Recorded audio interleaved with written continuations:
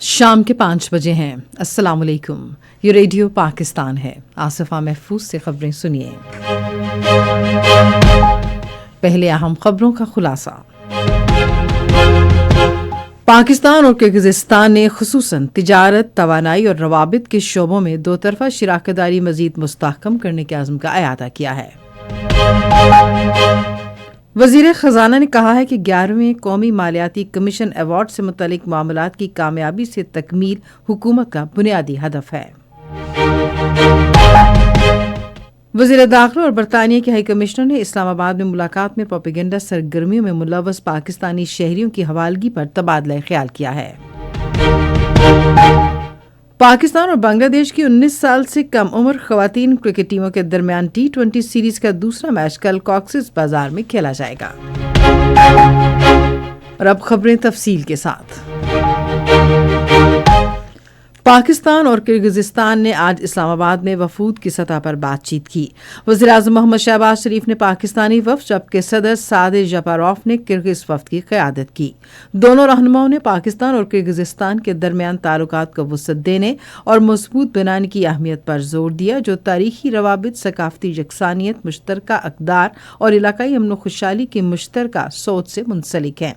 انہوں نے شراکت داری کو خصوصاً تجارت، توانائی، روابط اور عوام کی سطح پر رابطوں کے شعبوں میں مزید مضبوط بنانے کے عزم کا اظہار کیا۔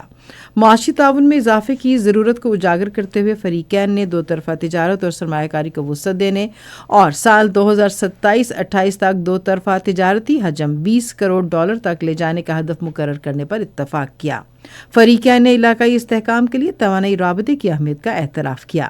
انہوں نے کاسا 1000 منصوبے پر بروقت اور مؤثر عمل درآمد کی اپنی مشترکہ سوچ کا اعادہ کیا، جو علاقائی توانائی تعاون اور وسطی اور جنوبی ایشیا کے درمیان رابطے کا اہم عنصر ہے۔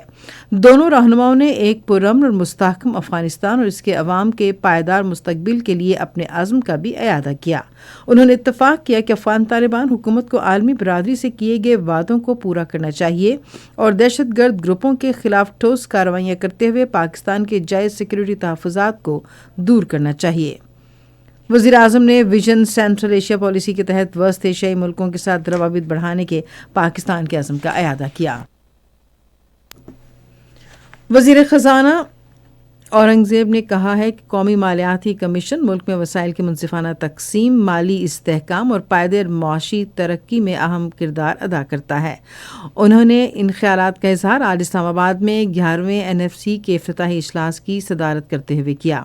وزیر خزانہ نے اس بات کو سراہا کہ صوبوں نے اپنی آئینی ذمہ داری بروقت پوری کرنے کا مضبوط عزم کیا ہے، اور محمد اورنگزیب نے قومی مالیاتی معاہدے پر دستخط کرنے پر صوبوں کی تعریف کرتے ہوئے کہا کہ یہ ہمارے مشترکہ عزم اور قومی مفاد کے لیے مل کر کام کرنے کی صلاحیت کا منہ بولتا ثبوت ہے۔ انہوں نے کہا کہ یہ فورم اجتماعی سوچ اور ایک دوسرے سے سیکھنے کے لیے حکومت کے بہترین عہدیداروں کو ایک ساتھ مل بیٹھنے کا موقع فراہم کرتا ہے۔ انہوں نے کہا کہ 11ویں NFC ایوارڈ سے متعلق امور کو کامیابی سے مکمل کرنا ہمارا بنیادی ہدف ہے۔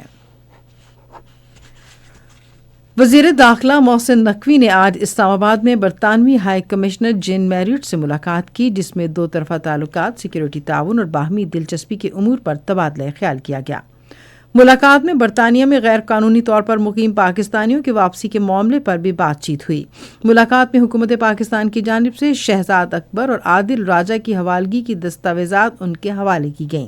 وزیر داخلہ نے ان کی فوری واپسی کی ضرورت پر زور دیتے ہوئے کہا کہ دونوں پاکستان کو مطلوب ہیں اور ان کی بلا تاخیر حوالگی یقینی بنائی جائے۔ انہوں نے پروپیگنڈا سرگرمیوں میں ملوث پاکستانی شہریوں کے خلاف ٹھوس ثبوت بھی فراہم کیے۔ انہوں نے اظہار رائے کی آزادی کے لیے پاکستان کے عزم کا اظہار کیا اور کہا کہ جھوٹی خبریں ہر ملک کا مسئلہ ہے۔ وزیر داخلہ نے کہا کہ کوئی بھی ملک اپنی ریاست اور اداروں کو بیرون ملک مقیم افراد کی طرف سے بدنام کرنے اور الزامات لگانے کی اجازت نہیں دے سکتی۔ پاکستان میں ایران کے سفیر ڈاکٹر رضا امیری مقدم نے آج اسلام آباد میں ریلوے کے وزیر محمد حنیف عباسی سے ملاقات کی۔ ملاقات میں دونوں ممالک کے درمیان معاشی اور تجارتی تعاون بڑھانے پر تبادلہ خیال کیا گیا۔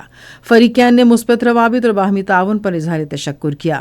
حنیف عباسی نے پاکستان ایران تجارتی حجم بڑھانے اور باہمی درآمدات اور برآمدات کو فروغ دینے کی اہمیت پر زور دیا۔ انہوں نے کہا کہ وسیع تر تجارت ریلوے کی آمدن بڑھانے اور قومی معیشت میں نمایاں کردار ادا کرے گی۔ شاہ سلمان امدادی مرکز نے خیبر پختونخوا اور بلوچستان میں سیلاب سے متاثرہ افراد میں 360 ٹن کھجوریں تقسیم کی ہیں۔ یہ کھجوریں خیبر پختونخوا اور بلوچستان کے 17 اضلاع میں تقسیم کی گئیں۔ پاکستان اور بنگلہ دیش کی 19 سال سے کم عمر خواتین کرکٹ ٹیموں کے درمیان T20 سیریز کا دوسرا میچ کل کاکسس بازار میں کھیلا جائے گا۔ پاکستان کو 5 میچوں کی سیریز میں 1-0 کی برتری حاصل ہے۔ اور اسی کے ساتھ خبریں ختم ہوئی۔ مزید خبروں اور تجزیوں کے لیے وزٹ کیجیے ہماری ویب سائٹ radio.gov.pk اور فیس بک کے link radio Pakistan news official پر براہ راست ویڈیو سٹریمنگ بھی ملاحظہ کیجیے۔